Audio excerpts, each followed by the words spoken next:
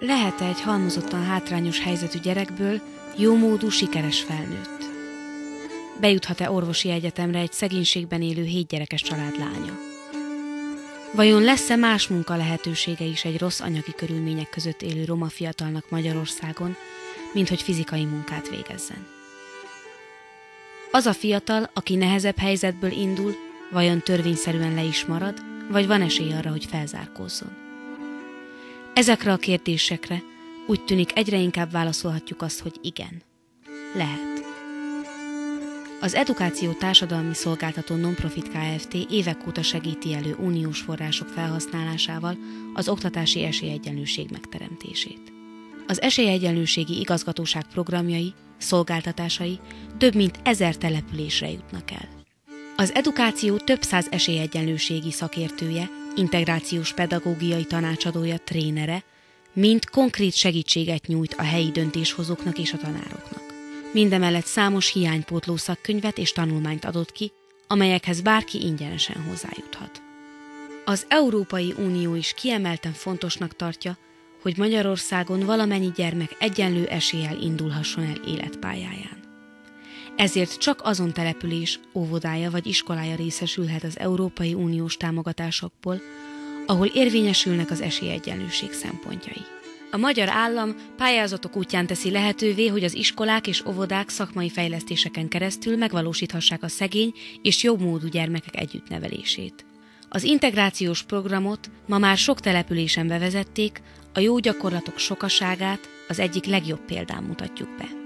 A titok egyszerű, de odafigyelést, gondoskodást és elhivatott vezetést igényel az önkormányzatok és az iskolák vezetői, tanárai részéről.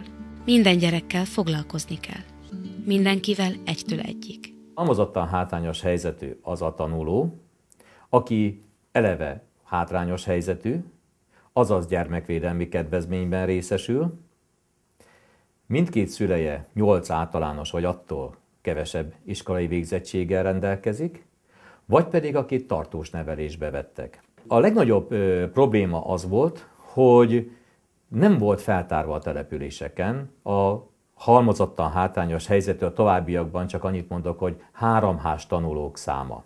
Tapasztalat az volt, hogy a lemorzsolódásnál, a beóvodázásnál igen, kimaradtak a 3H gyerekek. Nagyon sok 3H gyerek nem volt beóvodáztatva, iskolai lemorzsolódásnál a 3H gyerekek száma magasabb volt, kompetenciamérés eredménye kisebb volt, valamint sokkal kevesebben vettek részt a szabadidős délutáni foglalkozásokon. Kezdettől részt veszek az integráció munkájában. Már akkor úgy tűnt, hogy egyik legfontosabb indikátorrá kell tennünk a halmozottan hátrányos helyzetű tanulók helyzetének a vizsgálatát. Ugyanis egy iskolának is akkor magyarázó erő, hogy jól végezte a munkáját itt az integráció folyamán, hogyha az alapkészséget, tehát a bejövetelkor a differnél már mérjük a különbséget a HH-sok és a nem HH-sok között, és lényegében ezt a különbséget, ha az iskola tudja csökkenteni, de már akkor is jó, ha párhuzamosan tudja tartani, ezt kellene végezni minden méréseknél, még ha a pedagógus maga készít is tesztet vagy felmérést. Mit jelent az integrációs pedagógiai rendszer bevezetése egy-egy intézménynek? Hát egy nagy lehetőséget ad nekik.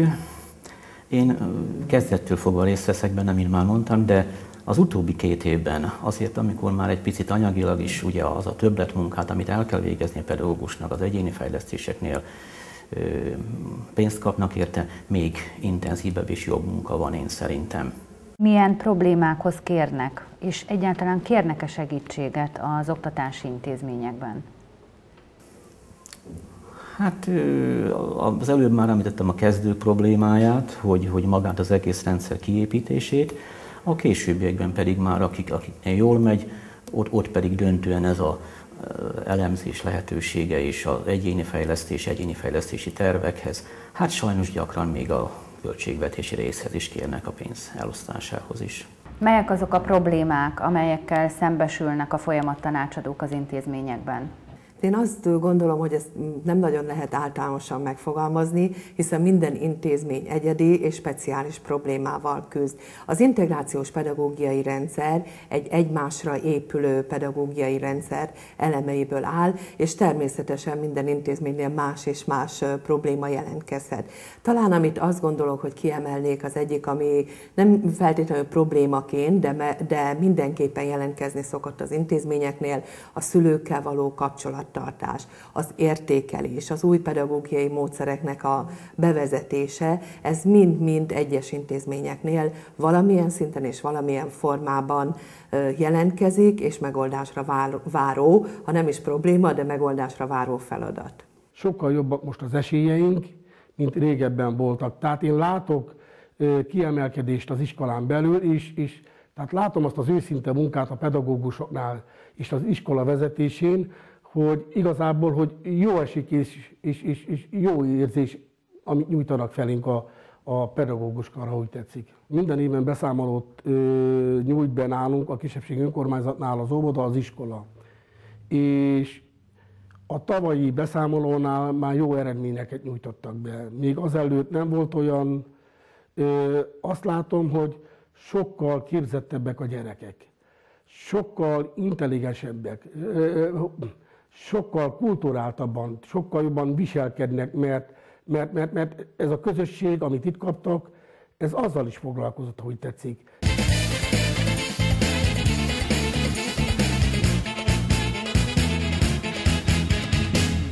A kompetencia mérés feldolgozottsága minden évben javul a szoftver.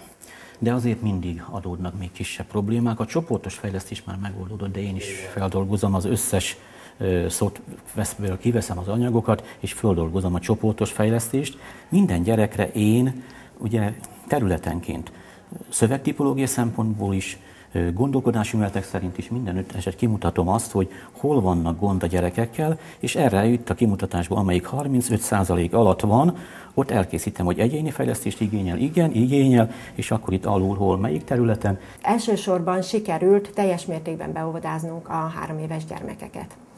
A beóvodázott gyermekek, illetve minden 3-7 éves gyermek rendszeresen jár óvodába, nagyon minimálisra csökkent a hiányzásuk, és a hiányzásukat a szülők már most szinte tudják és kérés nélkül igazolják is. Mi a legjobb az együttnevelésben?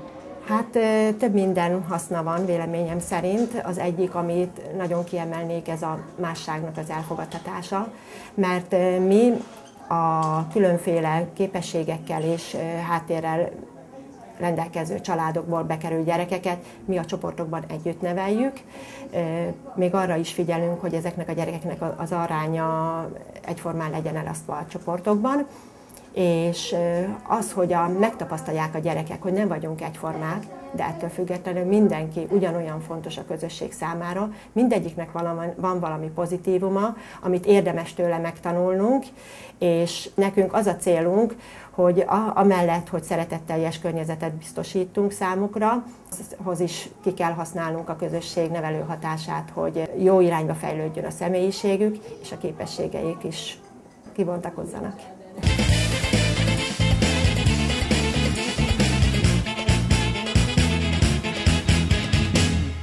Gáva-Vencsellő Szabolcs-Szatmár-Bereg megye északkeleti részén Nyíregyházától mintegy 40 kilométerre fekszik.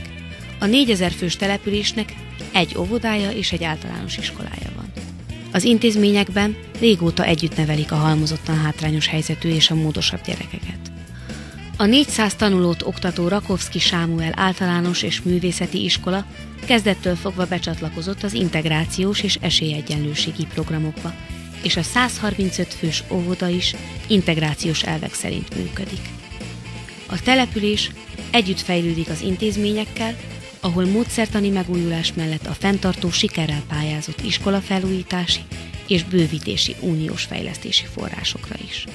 A gyermekközpontú iskolában a pedagógusok elsajátíthatták a projektpedagógia, a kooperatív tanulás és a kompetencia alapú oktatás mesterfogásait. Ebben a tanévben már a Nyíregyházi Főiskola pedagógus hallgatói is Gáva-Vencsellőn tölthették szakmai gyakorlatukat.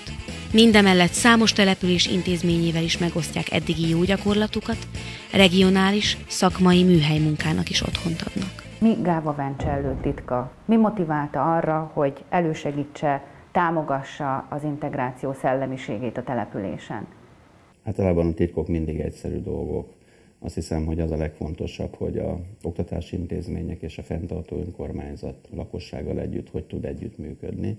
Egy összetett társadalmi problémának a gyökereiről van itt tulajdonképpen szó, aminek magam is bizonyos fokig szkeptikus vagyok, de a megoldását természetesen ilyen is hasonló projektekben kell elérni, hogy azok az emberek, akik egy-egy közösségben élnek, azok nyilván jó szándékuk szerint az ő magatartásuk révén is ennek a közösségnek alkotó részei legyenek. Milyen fejlesztések valósultak meg az integráció szellemében? 2009-ben belülről és kívülről is megújult az iskola, egy újabb 20 évre mintegy megelőlegezve az itt folyó oktató-nevelő munkának a feltételeit, tehát biztosítva, hogy zavarmentes legyen, és 4 tanteremmel nyilván azért bővítjük, hogy még kihasználtabb, illetve azok a szakmai programok, többek között az is, amiről most beszélünk, és várhatóan majd hasonló, vagy pedig olyan szakmai programok, amelyek a munkaszínvonalát emelik, jó érzéssel elindulhasson. Meg tudtuk mutatni a környék iskoláinak azt, hogy mi mit csinálunk másképpen, mint azok az iskolák, ahol szegregáltan oktatnak. Nálunk az esenis gyermekeket, az enyhe értelmi fogyatékos gyermekek sem voltak soha szegregálva, tehát ők is mindig osztályközösségben tanultak, úgyhogy igazából mi erre nagyon büszkék voltunk, és úgy gondoltuk, hogy ezt mindenkinek látnia kell, hogy ezt így is lehet csinálni, és talán nem így is lehet, hanem így kell. Mi az, ami lehetővé tette ezeket a fejlesztéseket? Nagyon sok pályázatunk volt. A legutolsó pályázat a roppos pályázat, amelyben az iskola felújítását nyertük meg, illetve lehetőségünk van 4 új tanterem kialakítására.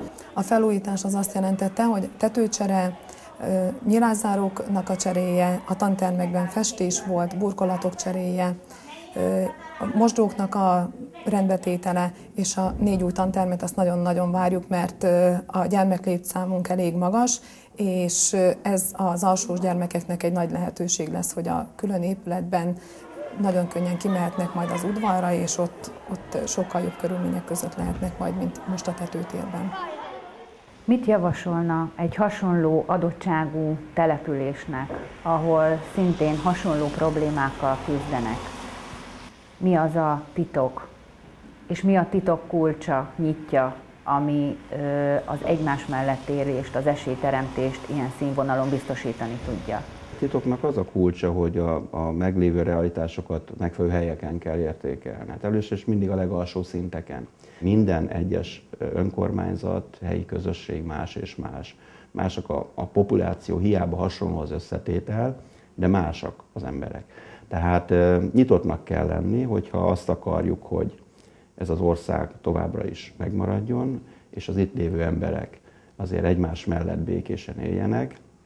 Nyilvánvaló, hogy ehhez számtalan más dolgot is el kell végezni, mert ez nagyon helyesen az alsófokú oktatásban az integráció nem egyedüli gyógyír, ha szabad ezt mondani, a tüneteknek a kezelésére, de itt el kell kezdeni. Nagyon lényeges az, hogy egyenrangúak legyenek a projektben résztvevő felek. Itt még látok némi kívánnivalót, de mi már közel 5 éve dolgozunk ilyen és hasonló projektekben, azt látom, hogy ez egy nagyon hosszú folyamat lesz. És ezt bátran merem javasolni a kollégáimnak, akik hasonló nagyságrendű vagy akár kisebb településeken vezetnek, vagy ott képviselő testületi tagok, hogy bátraknak kell lenni.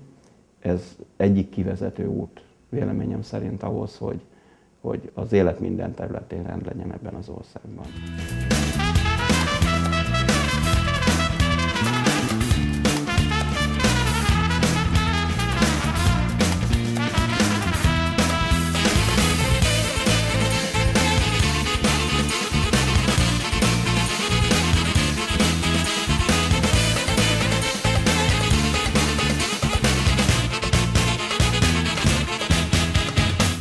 Nagyon sokat segített a helyi vándorbottanoda, ahol heti 3 alkalommal Az általános iskolában tanító tanárok tanítottak minket matematika, magyar nyelv és irodalom, idegen nyelv, informatika oktatásban. Segített nagyon sokat a felkészülésben, mert annó voltak még gyengeségeim, és nagyon sok volt a felzárkózás ezáltal. Együtt oktatják a hátrányos helyzetű, roma származású és a nem hátrányos helyzetű, nem roma származású diákokat, ami szerintem nagyon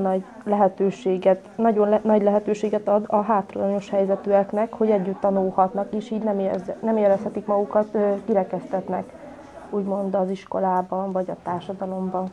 Ne az határozza már meg az embert, hogy meg egy egyéniséget, hogy most roma származású vagy nem, meg hogy milyen családi körülmények között nőtt fel, mert arról semmiképp nem egy gyerek tehet. 2006-ban kezdtük el a pályázatot, júliusával kezdődött el az egész projekt, ami 2007. decemberéig tartott. 40 felső tagozatos roma és nem roma gyermeket foglalkoztattunk, aminek hatására megpróbáltuk őket persze a pályázati kiírásban is megfelelő dolgokként is oktatni őket, és az iskolában szerzett úgymond tapasztalataikat is megpróbáltuk nekik úgy átvetíteni az egészre. Hogyan vetted észre, hogy milyen hatása van a tanodában tanultaknak a napi iskolai munkádra? Hát egyre többet dicsértek a tanárok. Felfigyeltek rám, hogy már nem az az átlagom, ami eddig volt. Jobban tanulok, a beszédkészségem is fejlődött. Mit javasolnál azoknak a fiataloknak, akik tanodában mondjuk nem vettek részt, hogy miért jó tanodába járni? Érdemes oda menni, mert ott megkapják azt, amit máshol esetleg nem tudnának megkapni, vagy hogyha nem olyan az anyagi helyzetük, hogy magántanárokhoz járjanak, itt ingyen felkészítenek a tanárok, és az nagyon nagy segítség. Milyen egyéb programok voltak a tanodában? Voltunk moziba, és a Nyíregyházi állatkertbe. Minek köszönhető az, hogy ilyen sok hátrányos helyzetű, illetve roma fiatal jut el az érettségig? A szülők egyértelműen arra oktatják, tanítják, nevelik a gyerekeiket, hogy iskolába járjanak, tanuljanak. Persze mindenütt vannak kivételek, de a szülők hozzáállása az nagyon fontos. Annak a hátütőit, vagy mink hátrányosak vagyunk, igazából mi ezt nem vettük észre, vagy nem éreztetik velünk, vagy nem tudom, a gyerekek miatt nem éreztetik, mert ahol lehet, mi próbálunk jó pontot szerezni, mint szülők. Azt gondolom, hogy mivel ismerik ugye a gyerekeiknek a mindennapjait, akkor valószínű azt is ismerik, hogy a gyerekeik kikkel barátkoznak, ismerik-e a barátaikat. Hogyne. Most azokat ismerjük igazán, most iskolában nem járunk, azokat ismerjük, akik ide eljönnek. Neki vannak igen nem hátrányos helyzetű baráti, például az általános iskolában jár a Regina, neki vannak osztálytársai, barátnői, ők eljönnek, ők nem hátrányos helyzetűek, lejönnek egy-két óra hosszára, beszélgetnek, játszanak, igazából ennyi, amit el tudunk ezzel kapcsolatosan mondani.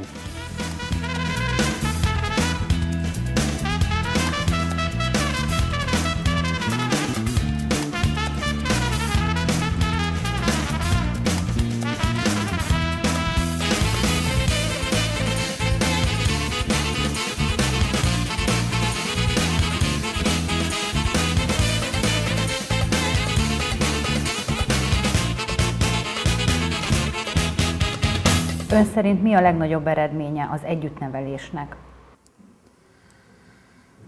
Hát a legnagyobb eredménye az, hogy egy nagyon jó kis közösség alakul ki az osztályban. 4 éve vagyok gyerekekkel. Minden évben jöttek új gyerekek, és ezeknek az új gyerekeknek a beilleszkedése is zökkenőmentes volt.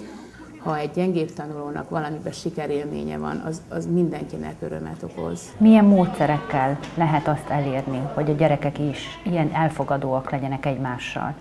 Hát én a kooperatív óraszervezést használom, a differenciált foglalkoztatást, egyéni differenciálást, egyénre szabott feladatokkal, ritkábban, attól függ, milyen osztályon van, a projektmódszert is szoktam, az attól függ, hogy kisebb gyerekekkel vagy nagyobbakkal vagyok, tehát rövidebb projekteket vagy hosszabb projekteket, de főleg a kooperatív és a differenciált óraszervezést használom. Tulajdonképpen ezt a gyerekek azért szeretik, mert olyan, mintha nem tanulnának, de közben mégis tanulnak, és a könyvben olyan versek vannak például, amit ők maguk írtak ki, tehát nem azt mondtam, hogy le kell másolni a verset, hanem gyűjtsetek, és akkor sokkal nagyobb örömmel tették. Ugyanakkor nagyon nagy boldogság volt, hogy volt nagymama, aki eljött, sőt megsütötte, elkészítette azokat a húsvéti ételeket, amit mi már nem nagyon ismerünk, és megterítettünk, és a gyerekek ezt elfogyasztották, közösen megehettük. A kisfiúk megöntözték a lányokat és a nőket, akik itt voltak ezen az alkalmon. Tehát játékosan tanultunk, nagyon-nagyon szerették, nagyon élvezték, és nagyon aktívak voltak. Az integráció ez egy nagyon jó dolog, mert nem korrepetálás, nem tehetséggondozás, hanem mindenki számára a saját személyes struktúrájának megfelelő egyéni felkészítést tud adni. Itt a legproblémásabb. Gyerektől a tehetségesig be tudják vonni különböző módszerekkel, kooperativitással, különböző projekteken keresztül, és ezt ugye elég jól csinálják ma már sok helyen.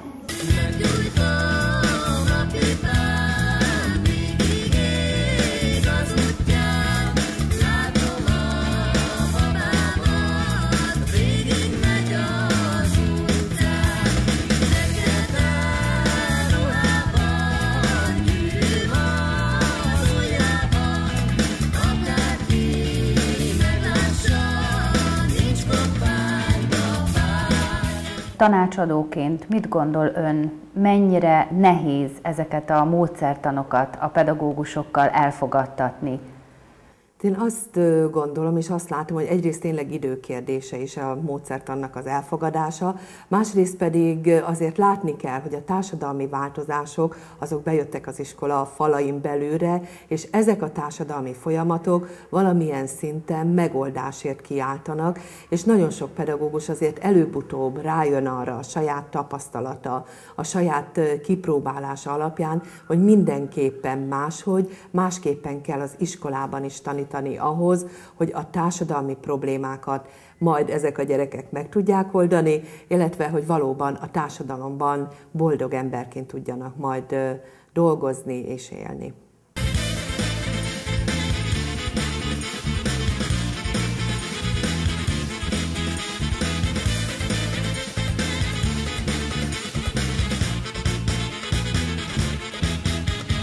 A tapasztalatokon, az élethelyzeteken kívül mi az, ami segíti még a pedagógusok munkáját? De a tapasztalatokon és az élethelyzeteken kívül, tehát a gyakorlati dolgokon kívül természetesen képzések. A képzések sokasága az, amelyik lehetőséget nyújt ma a pedagógusoknak, a pedagógus társadalomnak arra, hogy felkészüljön elméletben erre a gyakorlatra. Másrészt pedig azt gondolom, hogy mindenképpen kell egy bizonyos értelemben egy saját tudás, egy autodidakta tudás is, hiszen itt nem lehet megállni, nem lehet egy-egy képzéssel, csak képzéssel elindítani ezt a folyamatot, hanem állandóan folyamatában kell fejlesztenie önmagát egy pedagógusnak a mai világban. Mit javasolna azoknak az iskoláknak, azoknak az intézményeknek, akik még nem pályáztak, nem vágtak bele hasonló nagy munkába, milyen ötleteket, javaslatokat adna a számukra? Az integrációs pályázat, az ugye az oktatási miniszter írja ki minden év tavaszán, elvileg március 15-éig, ez mikor, hogy jelenik meg. Én azt mondom minden iskolának, ahol szegregált oktatás folyik, hogy mindenképpen bele kell ebbe vágni, el kell jönni azokba az iskolákba, ahol vannak jó gyakorlatok arra, hogy nem szegregált oktatás van, hanem heterogén osztályok vannak, és integráltan oktatjuk a gyermekeket. Nézzék meg, hogy mi ennek az előnye, azt, hogy együtt vannak a gyermekek, hogy egymástól tanulnak a gyerekek, az új módszereket ismerjék meg, és nem kell megijedni tőle, mert látszólag mindenkinek az az első benyomása, hogy ez nagyon sok munkával jár, és nagyon sok feladattal a pedagógusnak, de hogyha megismeri ezt, és meglátja az előnyeit, meg nyilván begyakorolja, hogy hogyan is kell ezt a feladatot elvégezni, akkor megtanulja ügyesen, és utána már nagyon jól fog menni, és fogja látni a pozitív hatását ennek a munkának. Ahol dolgoztunk esélyegyenlőségi szakértőként, és ugye ahol a képviselőtestület elfogadta az esélyegyenlőségi tervet, és meghatároztuk a körzethatármódosítást és az IPR rendszerbe történő bekapcsolódást, vagy aki bekapcsolódott a továbbműködtetést, ez nagyon jól megvalósult. Néhány számszerű adatot mondanék, ami engem is meglepett, amikor utána néztem. Az országban 977 iskola, illetve tagintézmény működteti ezt a rendszert, és 676 óvoda. 76.600 gyerekhez jutottunk el, és 14.600 pedagógus vesz részt a munkában. Most készítettük el a Mátészalkai Kistérség esélyegyenlőségi intézkedési tervét egy tanoda programhoz kapcsolódóan, és az elmúlt évhez képest megkétszereztük a halmozottan hátrányos helyzetű gyerekek bevitelét az IPR rendszerbe. Jelen pillanatban 645 óvodás gyereket és 2870 általános iskolás és középiskolás gyereket látunk el. És amikor ezeket az adatokat megnéztem, akkor úgy azt mondtam, hogy a munkánknak tényleg volt értelme. Mindent megteszünk értük, hogy többek legyenek, mint mi voltunk. Vágyaink vannak, az, hogy eljutottunk odáig, hogy tényleg első között tanul most végzős, a Lippai János Szakközépiskolába végzős, vágya, hogy orvos legyen. Ennek ellenére ugye mindent megtesz azért, és ez így is működik, hogy nagyon nagy esélye van arra, hogy egészségügyi iskolába be fog jutni. Ugye hát most ez neki vágya, én meg örülök neki. Én annak örülök, hogy én ezt tudom, hogy én teljesítettem, és ezt én tettem az asztalra, ez kell a gyerek is hozzá ugyanakkor, de megvan hozzá a gyerek, megvan hozzá mindene. Ennyi, hogy csak tanuljon. Jelenleg a Nyíregyházi Lippai János Szakközépiskolában közgazdaságot tanulok. Idén most vagyok végzős, de egészségügyi főiskolára vagy egyetemre szeretnék menni, ott szeretném folytatni tanulmányaimat. Ebben a szülők nagyon sokat csak segítségemre vannak, mindenben, szóval ezért köszönetet is mondok nekik, de az ott lévő tanárok is mindenben segítenek, azt gondolom. És minden álmom az, hogy egy napon majd egy kórházban dolgozzak, mint gyerekorvos, és segítsek embereken, mert alapjában véve egy segítőkész ember vagyok.